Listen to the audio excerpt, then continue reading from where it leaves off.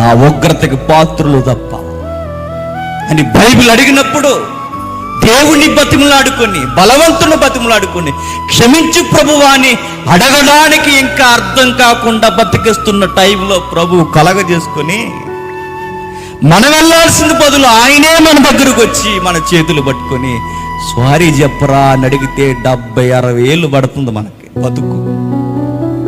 క్షమించమని అడగడానికి మన జీవితం అర్థం కావట్లేదు మనకి. ఇంత చేసి నీ కొరకు బలియాగం జరిగించి, నీ కొరకు దిగిపోయొచ్చి, న్యాయమూర్తే నేరస్తుల దగ్గరకు వచ్చి నాతో ఉంటావని అడిగినంత ఈజీగా ఆయన అడిగేస్తే, ఇది మర్చిపోయి బతికేస్తుంటే, ఒకవేళ ఇది అర్థమైన సువార్తలోకి వస్తే, అందుకు కాబట్టి నువ్వు ఒక పని చేయాలన్నాడు. ఏం చేయాలి నేను? నా కొరకు ఇన్ని చేస్తే దానికి ప్రతిస్పందన చేయాలంటే ఈ 2